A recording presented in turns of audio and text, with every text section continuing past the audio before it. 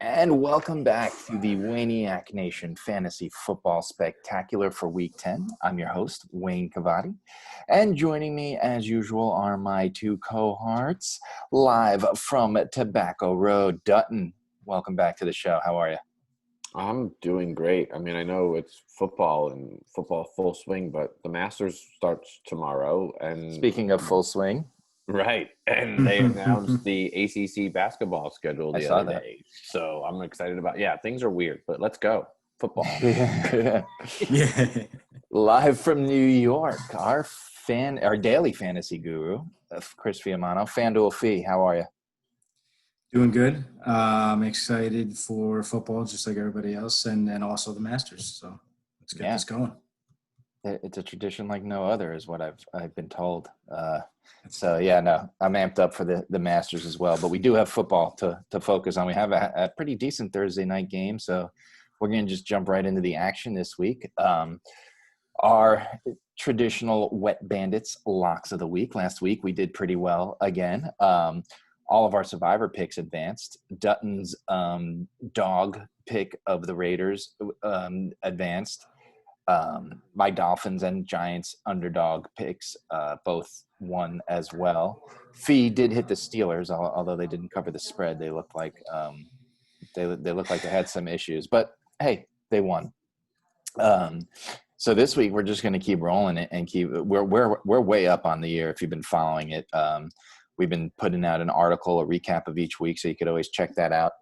But this week I'm going to jump into it, and I like the Dolphins in both a survivor style and against the early 2.5 spread against the Chargers.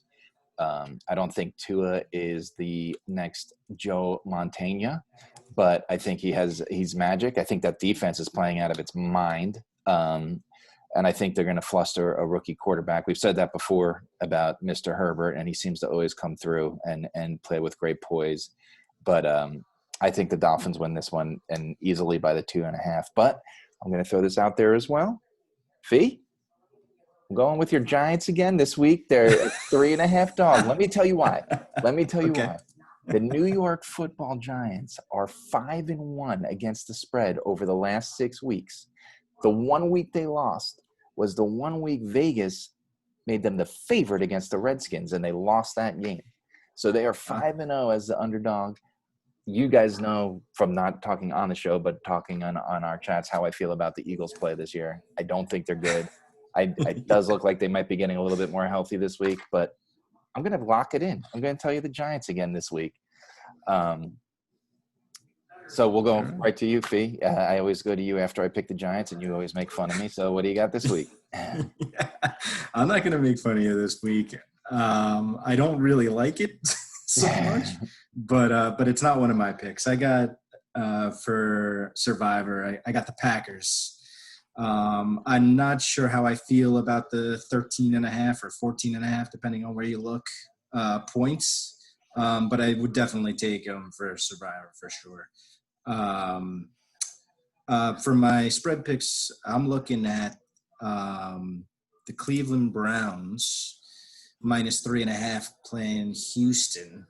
So they're favorites. They're favored. They're given the hook, but I feel like Cleveland should be able to cover this game fairly easily. Hoping that Houston doesn't decide to keep it close. And then I actually have a second pick here. I'm looking at taking the Niners plus 9.5 against New Orleans. Spread. Yeah, it is a big spread. And New Orleans, they've been winning, but they haven't been winning big. And San Francisco, exactly. Except for, and that's why I think that this one ends up being close. So. Niners plus 9.5. Dutton, who are you looking at? For Survivor, I'm with Fee. Packers. I mean, not to use them by now is pretty good run, and they're playing the Jaguars, and I don't even know who's playing quarterback. It might be the 100th fan who walks through the door gets to play quarterback this week. I don't know. But I also think the Packers can cover. I know Fiamano was questioning it, but 13.5, you figure 2 touchdowns? I don't know. Aaron Rodgers, he's kind of playing well, and they had that one hiccup against the Bucs and another hiccup against the Vikings, but they're just, I don't know. I don't see the Jaguars staying in that game very long. And then I'm going to ride one more, and I'm going with my Sunday night game again. Last week I tried to tell you that the Bucs Saints game was going to be good. Everyone thought it was. We all were wrong. Way wrong about that. Very. That being said, pay attention to that Vikings-Bears spread. Bears right now 2-point favorites, and I don't know. That's interesting to me. The Bears quarterback situation is rocky. There's rumblings that Mitch Trubisky might be coming back in the games at any point. So It is awkward. the Vikings offense clicks. Bears in trouble there. So that's pay attention to that. They definitely have the offense. There's no two ways around that Vikings offense. It's just right. And their defense is weak, but when you're going against the Bears offense that can't figure its way out of anything. I mean, Dalvin Cook is a man on a mission right now. So yep. Absolutely. He is. Yes. Before we move on to our weekly starts and sits, we're going to move over to our daily fantasy portion of the show. And that's a good time to remind you to visit our friends over at Ball Street Trading. You could play fantasy sports just like you're trading the market, and it's free to win cash and prizes. So go ahead over there at Ball Street app, one word, on Twitter and Instagram. And if you can get any social media to work these days with YouTube and Instagram crashing, but best of luck to you. Now it's time for one of our favorite segments. It's the Fanduel Fee, bankroll action stacks of the week, delivering winners. Started out as value picks, but now you've expanded. They really give us good lineups and get us some money when we play. So what do you got for us this week? So this week there's, again, a lot of mid-range guys, salary-wise, and I got a lot. I mean, I feel like there's a lot of, I wouldn't say value, I wouldn't call it value, but I feel like there's a lot of guys in good spots this week. We'll start at quarterbacks. Some of these are kind of off a little bit, but I feel like there's a chance for them. So I start off with Brady going against Carolina at 7,800. It's a bit expensive for him, but I feel like he might have a comeback week after such a piss poor week last week. So bad. Then I got Jared Goff going against Seattle, because Seattle, I mean, I'll take any quarterback going against them pretty much every week. He's only 7,400, and then it gets cheaper from there. I got Baker Mayfield going against Houston, real bad defense, 7,000. I got Mullins going against the Saints down at 6,600, and David Carr going against the Broncos. Derek Carr. Did I say David?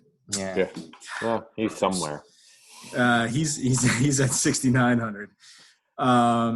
Looking at running backs, Aaron Jones, you're going to pay up for him. He's 8,800, but he's going against Jacksonville, and I like him. So you'll have to find value elsewhere. But going down the list, I got, again, that Houston game, Kareem Hunt. I know Chubb is supposed to be back this week. So that might be an iffy play. You might want to just keep an eye on that.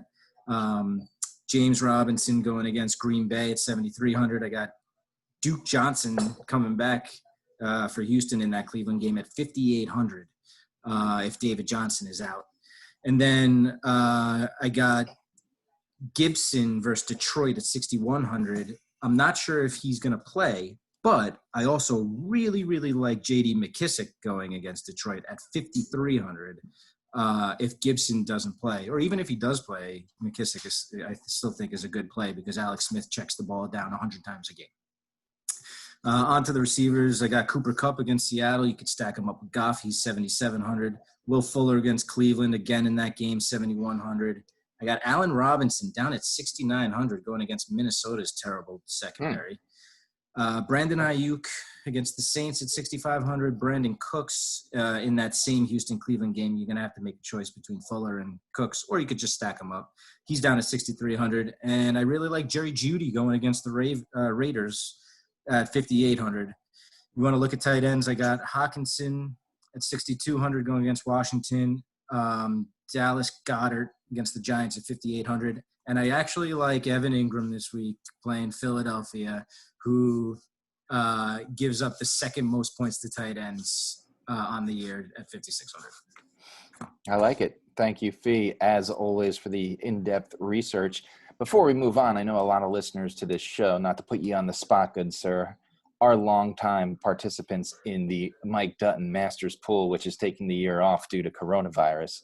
I know you said you were putting the team together, and you still got some work to do for FanDuel. Is there someone that you kind of like that you want to tell our you know our avid listeners that you are putting in your FanDuel lineup? All right. So here's who I can tell you to pay attention to. And these are names that you'll be familiar with, and some you'll be like, huh? Hideki Matsuyama always plays well at Augusta. He's not going to win it, but I guarantee you he'll be in the top 15. Okay. And at some point, he might be at the top of the leaderboard, and you'll be like, oh my God, he might win. He won't. Somehow on Saturday or Sunday, he'll take a 6 or a 7 somewhere. But he'll be in the top 15. Same with Ian Poulter. Ian Poulter, for some reason, and you're going to get value for these guys. Like, he's talking about value. Like, these guys are down at like 7,000, 6,700, right? Because you're not paying the Justin Thomas or the, what's his face, Bryson DeChambeau, who's going to make Nick Faldo run naked down the first tee if he drives the green. I mean, there is that excitement that's happening. But yeah, I mean, I like Hideki Matsuyama. I like Poulter. Another one to look at, Louis Oosthuizen. Always in the mix at Augusta. I think he's finished twice there, like 4 times in like 7 years or something. So that's, and like Augusta's just that course. Like, doesn't matter what's going on. You go down there, the course doesn't change, right? Right. So if you played there once before and you're in the mix, somehow you always come back and play there. And then a lot of people are going to take a flyer on Eldrick Tiger, but I just hope he makes the cut. I just don't know if he's got it with them this week. I mean, it's okay. It's good that he won last year and he gets to be the host and stuff, but his game's not been there this year. So there you have it. Thanks. So now we're moving on, and we'll get to the starts and sits for our weekly leagues. The good news is there aren't many relevant starts on a bye this week. You got the Jets on a bye. You're not starting any of them. You got 2 or 3 Falcons that you could start with confidence every week. Most of the Cowboys you can't start right now, and they're in a bye. And Fee and I told you to sit Zeke last week, and we were dead right on that one. So really, with the Chiefs on a bye, you're only looking to replace the Mahomes and the Hills and those guys of the week. So last week again, we rocked it. Last week we had all 3 of our quarterback starts: Josh Allen, Derek Carr, Matt David, and Justin Herbert combined for 99.4 points. Our 3 wide receivers, Fee, you mentioned 2 of them in your FanDuel picks. We picked Fuller and Cooks and McLaurin on the Redskins. They combined for 64.3 points. And as I said, we told you to sit Zeke, and he got less than 8 points for yet another week in a row. Now, look, we're not perfect. No one's perfect here. We do make our mistakes. We messed up on the quarterbacks last week, and I'll shoulder the load telling you to start Drew Brees, who had a monster game. He had over 34 points. But I did mention that was when Michael Thomas was questionable, and Drew Brees is a different quarterback when Michael Thomas gets in the game. And we saw that he looked like the old Drew Brees once again. But across the board, we were right on wide receivers, starts and sits. We were right on tight ends, starts and sits. We got kind of hurt by a couple injuries. We picked Noah Fant and David Johnson to start last week, but you can't help the injury bug. Especially with David Johnson, who reeled off an 18-yard rush to start the game and then got knocked into tomorrow for a 2-yard loss and finished the game with 16 yards. So what do we have for you this week? Fee, start us off with quarterback and your starts. So I mentioned him in the FanDuel segment, but I really like Baker Mayfield going against Houston, who has not been able to slow down anybody's passing game all year long. So going with Baker. Dutton. He is not going to have negative fantasy points this week. He'll probably have 25 or more. Tom Brady. He's got to bounce back. He just doesn't do that twice in a row. I'm going with Goff. You mentioned him in your FanDuel picks. I have a personal fantasy love-hate relationship with him. I think he's very hard to trust on a fantasy level. In the same sense, I've won a championship with him as my quarterback. So I know the guy could do it against the right matchup, and that's the thing. And he's playing the Seahawks, who Fee has alluded to. He would start himself over the Seahawks defense right now. So this one should be a shootout. We know Goff has plenty of weapons. I think he's a go to start. Moving on to running back, I had Gibson penciled in. He missed practice today. The Lions have the worst fantasy defense against the run.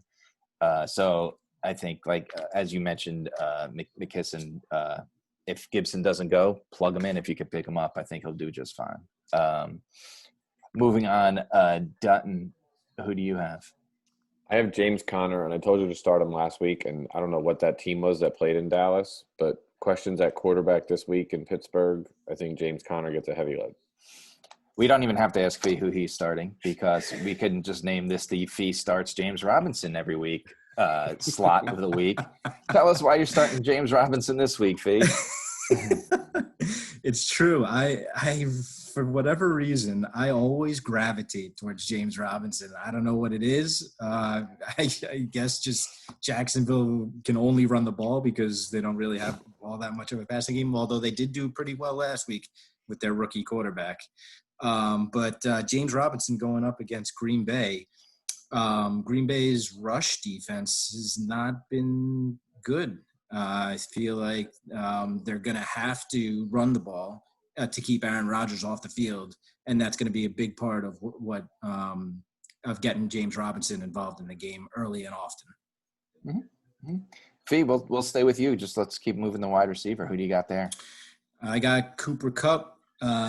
He's going up against Seattle. And, like you mentioned with Jared Goff, I think that Kupp is going to have a big game this week. Dutton, who are you looking at? I have Travis Fulgham with the Eagles going against the Giants. I mean, the guy's just been putting up numbers.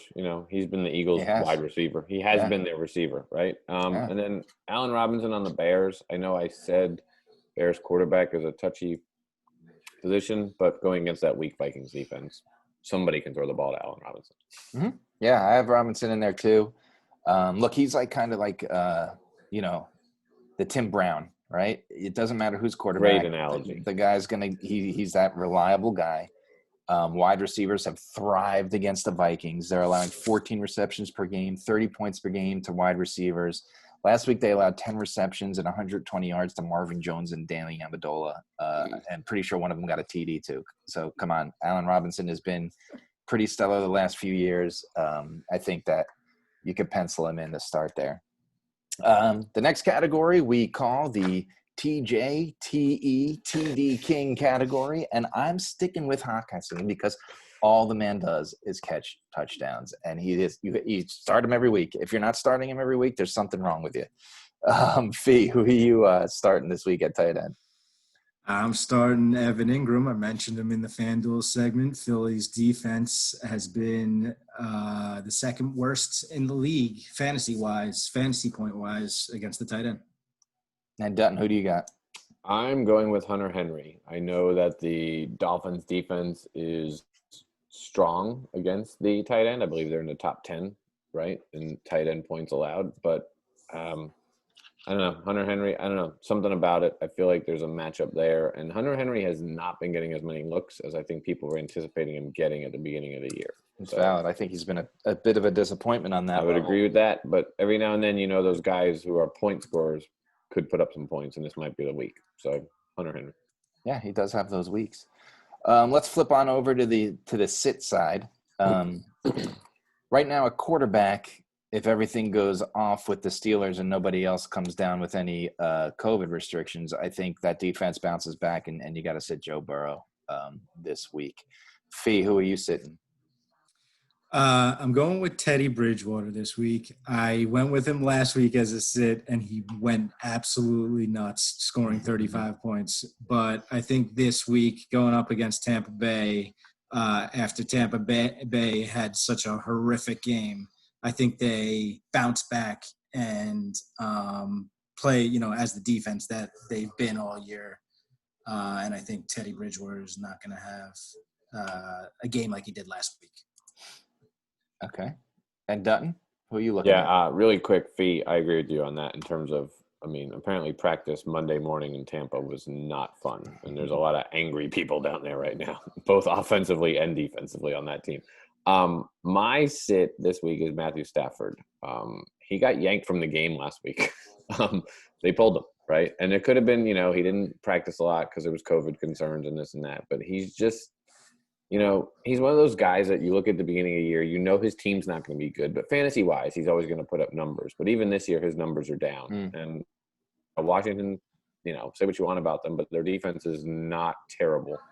And a quarterback that's kind of lost right now in Matthew Stafford. So I'd be cautious of starting him this week. That's fair. That's fair. Moving on to running backs on the sits. I know, Fee, you mentioned him as a start. He is a value pick, Duke Johnson. It looks like David's going to miss it. But whoever does start, you gotta sit that. You can't trust them. The Browns are decent against the run. They're not great, but whoever the running back is 100% touchdown dependent, right? They're averaging 2.7 yards a carry. They're both really athletic, and now that Cornell's in there, I mean, nobody just wants to scheme them into the passing game. They're just underutilized, and they don't have a lot of holes. So if they don't get that touchdown, you're out of luck. Duke got you the touchdown last week. David had a touchdown 4 weeks in a row. The Johnson & Johnson connection's good if they score, but if not, you're in trouble. So whatever the situation turns out there, I would sit them. Fee, who you got sitting? I have the San Francisco running backs, and I have on my sheet here Jerick McKinnon, but whoever it is that ends up being the starting guy for San Francisco, I think going up against the Saints should probably sit this week. It's fair. They're very good against the run. Dutton, who do you got? I'm sitting Kenyon Drake. Coming off an injury, he's listed as probable, I think, as of right now. That may be downgraded, who knows? But, Chase Edmonds is there. He's playing well, and they can rely on him. Plus, that game has all the potential of being a shootout. Bills, Josh Allen, fun, exciting. Kyler Murray, fun, exciting. 38-35 final score. Running backs might not be a major issue in that game. Right, not a non-factor. Right. So Kenyon Drake, sit him. So let's just keep rolling with you, Dutton, and move on to the wide receiver. Who are you sitting?